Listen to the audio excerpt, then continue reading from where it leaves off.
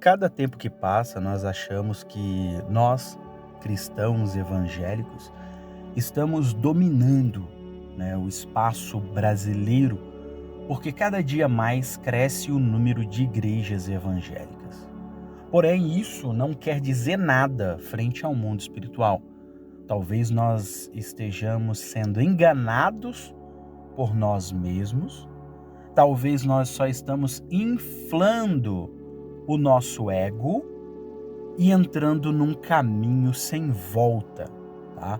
É sobre isso que eu quero falar com você hoje e chamar você à responsabilidade. Você, meu irmão ou minha irmã cristã, eu quero chamar você à responsabilidade de um verdadeiro e genuíno avivamento. Não através de louvor, através de palestras, através de apresentações. Não. Avivamento através da palavra. Porque a própria palavra diz: e conhecereis a verdade, e a verdade vos libertará.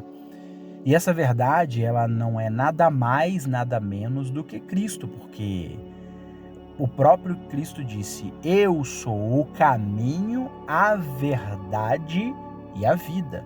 Então Cristo estava falando: eu sou a verdade. Então, se você conhecer a verdade, que é Cristo, você vai se libertar. Só que, infelizmente, hoje nós estamos prestando atenção a diversos detalhes, esquecendo da verdade do Evangelho, o Cristo do Evangelho, o Cristo sacrossanto, o Cristo que, de fato, tem condição de mudar, moldar e manter a nossa vida, tá?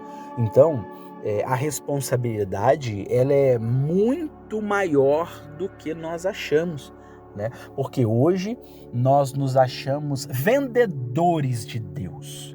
Nós queremos vender Deus para as pessoas, enquanto a gente não deveria se considerar assim.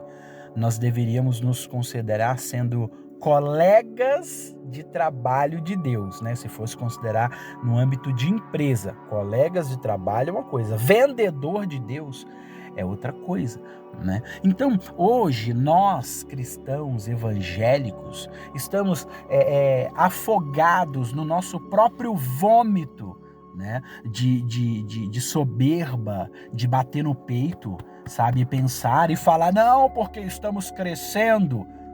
Mas isso é muito preocupante, porque podemos estar crescendo, mas esse crescimento é de salvação de almas?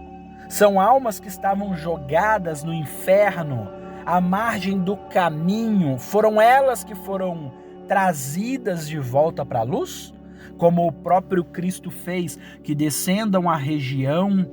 Ali as pessoas viram Jesus chegar e ele cumpriu a profecia do profeta Isaías, que diz que o povo que andava na escuridão viu uma luz. Será que é essa luz que nós estamos fazendo? Ou será que não? Estamos pescando em aquário, indo de igreja em igreja. Ora, somos membros de uma igreja, depois somos membros da outra igreja. Bom, são vários motivos que têm feito da igreja brasileira, não só a religião A ou B, mas tem feito da igreja brasileira como um todo uma igreja fraca, débil, pálida e sem autoridade no mundo espiritual. Aí talvez você levanta a mão e fala: ei, mas espera aí, nós nunca tivemos tantas igrejas abertas no nosso espaço brasileiro. São muitas igrejas, olha, mas isso é bom. Sim, isso é bom. Mas bom até onde, meu irmão? Bom até onde, minha irmã? Porque abrir muitas igrejas é sinônimo de salvação de almas?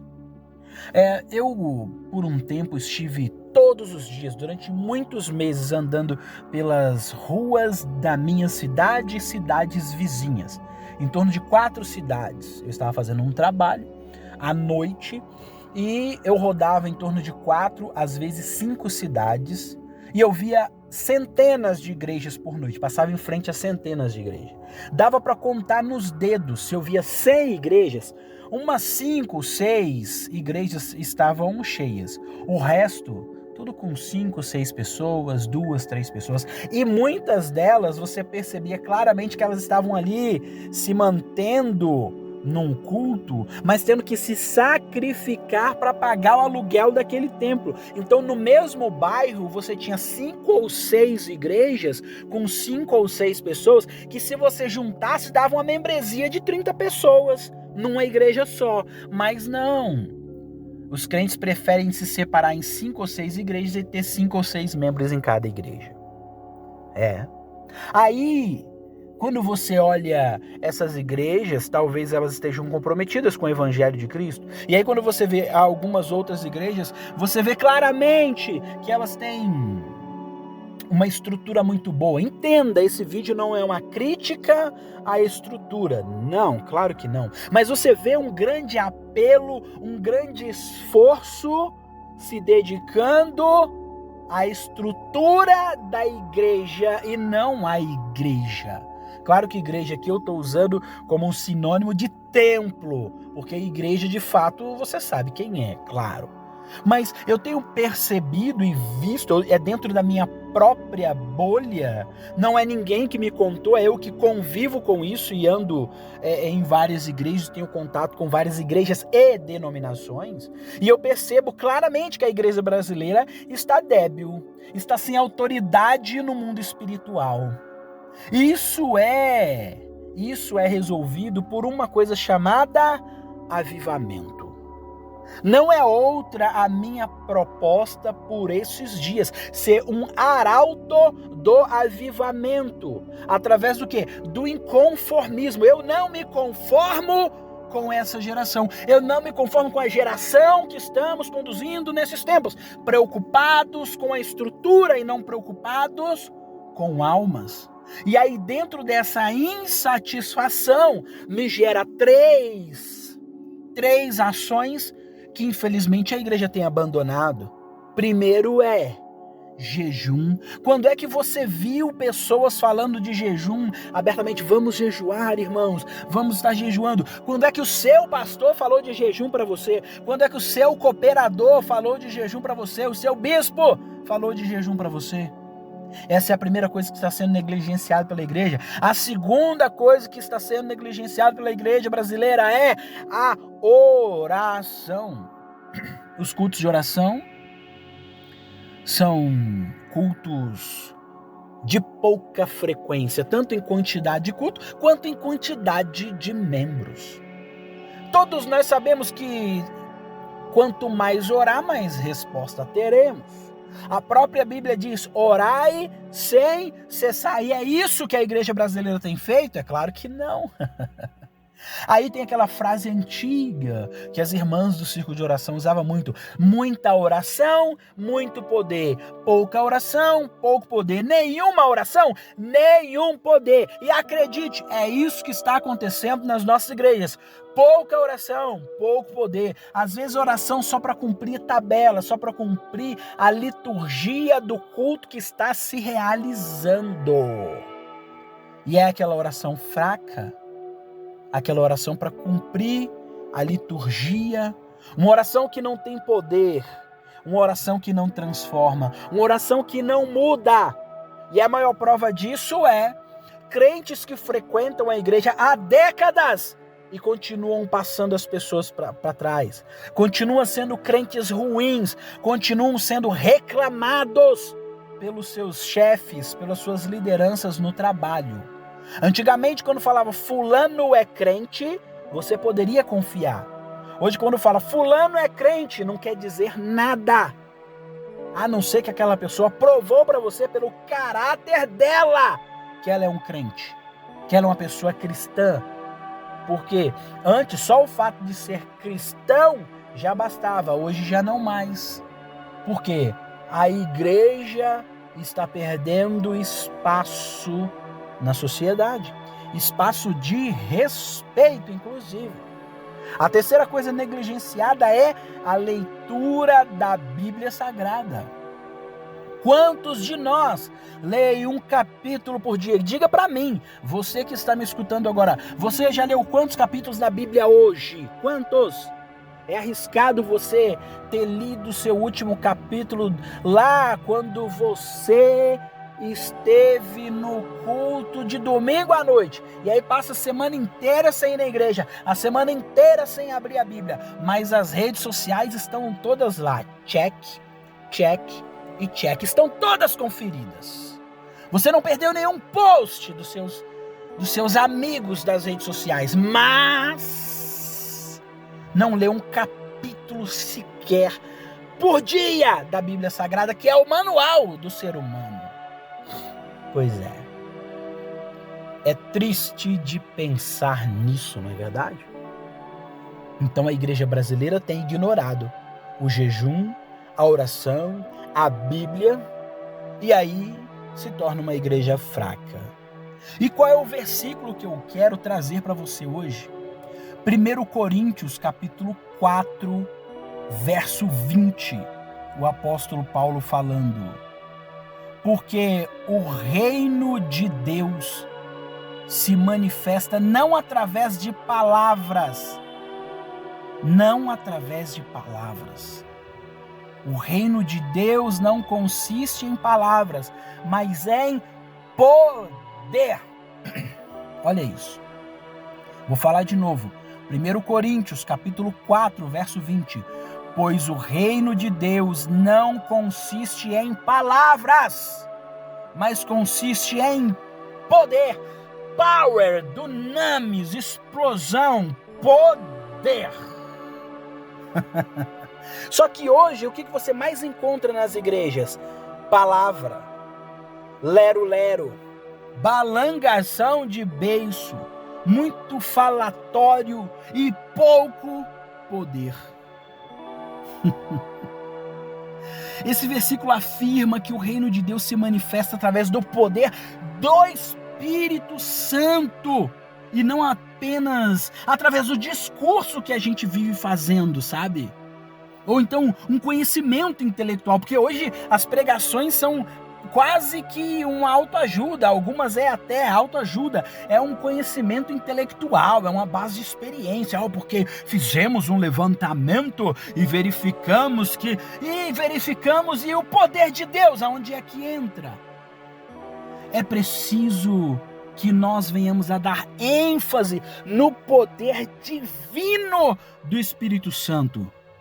O apóstolo Paulo, ao escrever essa passagem aqui, ele quis deixar muito bem claro sobre o poder manifesto do reino de Deus. E que esse poder não se manifesta em palavras, mas em poder. Poder. Poder do Espírito Santo e não das palavras humanas. Infelizmente, muitos de nós já não conseguem e também não conhecem mais a ação do Espírito Santo.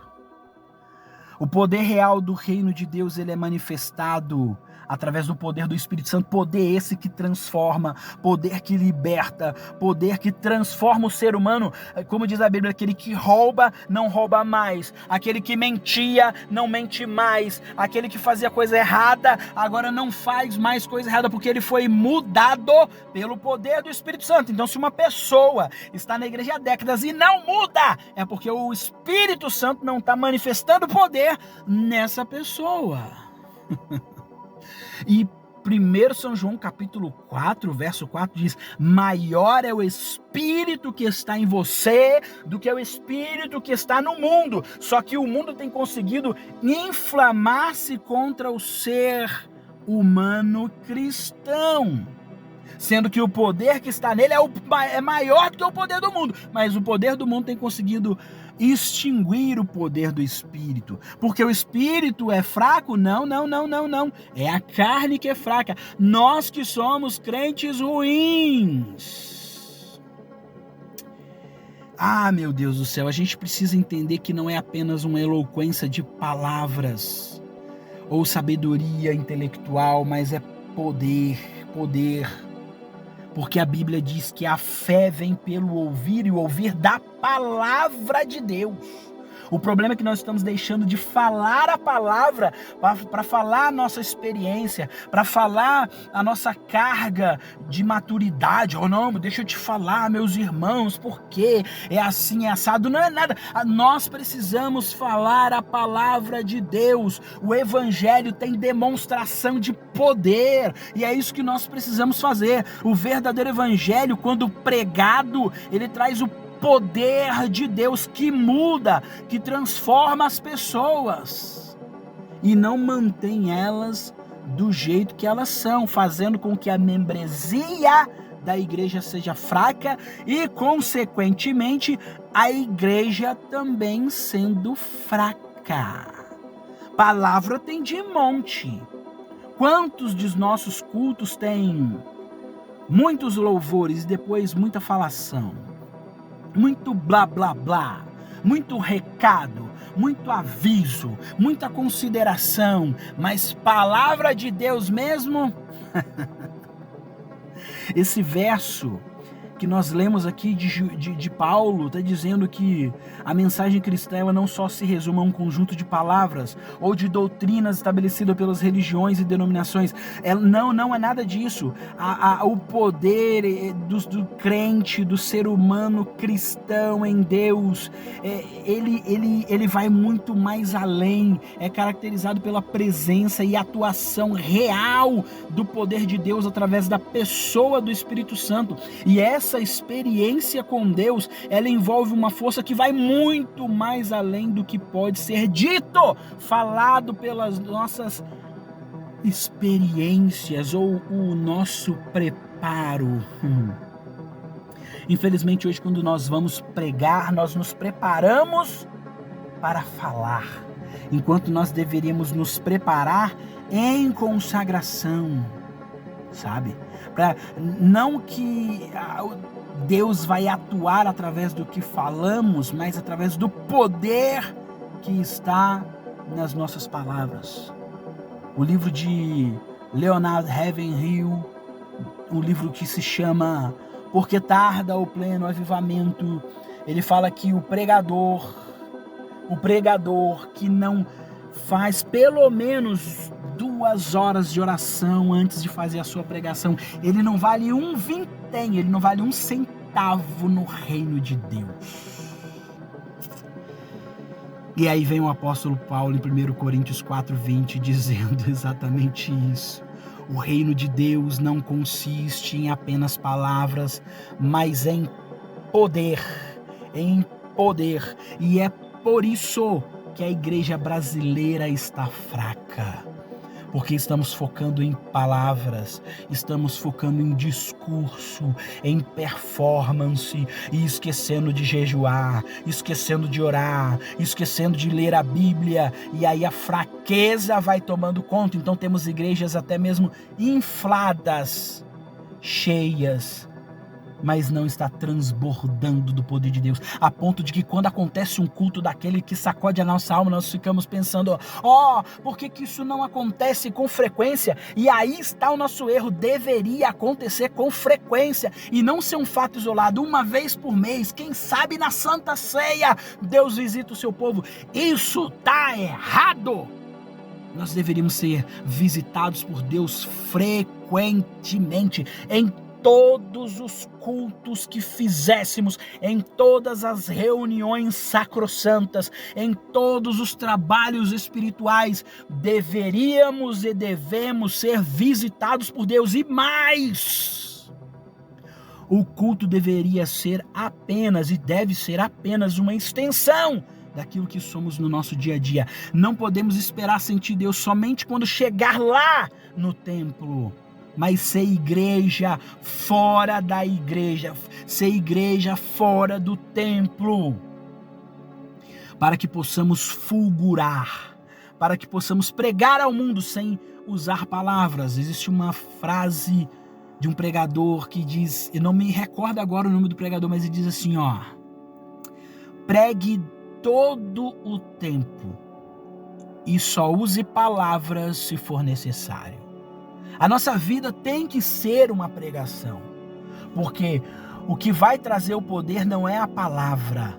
O que vai trazer o reino de Deus não é somente a nossa palavra, é o viver, é o poder, é Cristo em nós, a esperança da glória. Aí talvez você diga, então tá bom, então quer dizer que não vamos pregar? Devemos pregar sim, porque somos seres sociais que se comunicam através da fala, mas temos que falar menos e agir mais em Deus, agir mais no sobrenatural. E quem sabe aí deixamos de ter igrejas tão fracas, denominações tão fracas, sofrendo na mão de políticos, doenças, tráfico, pessoas e influências.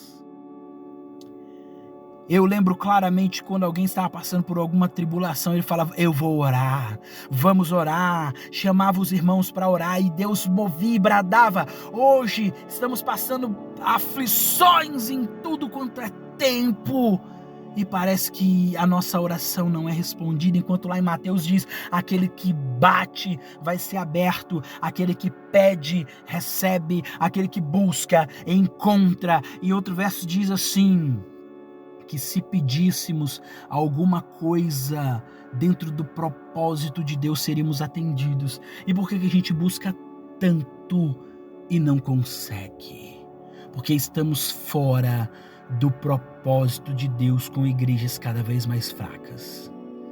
E eu quero convocar você a junto comigo acender a chama que vai trazer o verdadeiro avivamento sobre o Brasil e fazer do Brasil o maior exportador da história, o maior exportador de avivamento e avivalista para as nações. Será que eu posso contar com você? Ore comigo agora. Pai eterno, Deus de amor, poderoso e soberano Deus. Nós acabamos de refletir aqui que o teu reino não consiste em palavras, mas em poder.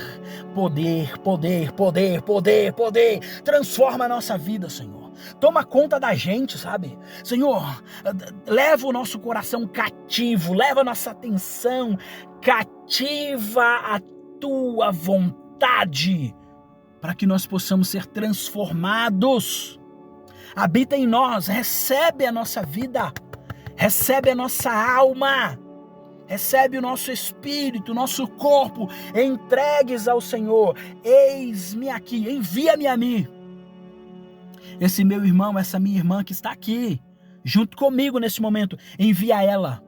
Toca ela, mostra para ela onde é que ela pode começar a viver a tua palavra e levar pessoas aos teus pés.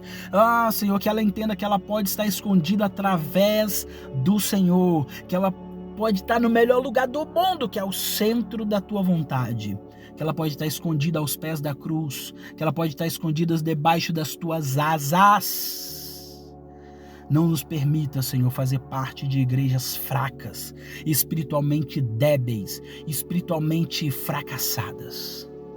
Para isso, transforma-nos em uma fonte inesgotável de avivamento, que começa em nós e transborda para a nossa família, para a nossa igreja e a todos ao nosso redor. A nossa igreja não será chamada igreja fraca. A nossa igreja será chamada casa de oração, depósito das bênçãos do Senhor, pronto socorro espiritual para as nações. É o que nós te pedimos, Senhor, e te agradecemos no nome santo, poderoso e bendito de Jesus. Amém. Meu irmão, se você chegou aqui, Deus mostrou para você esse vídeo, mais áudio do que vídeo, se inscreve no canal para que você não me perca de vista, para que eu e você juntos possamos levar um avivamento que vai sacudir essa nação e vai colocar a igreja cristã brasileira no lugar onde que ela tem que estar, que é uma igreja posicionada, não omissa. Se inscreve no canal.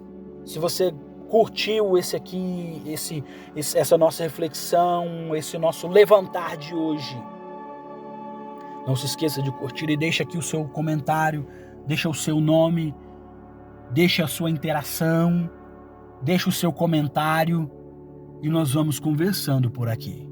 Que Deus abençoe a sua vida e até o nosso próximo encontro para incendiar essa nação. no nome de Jesus. Deus abençoe.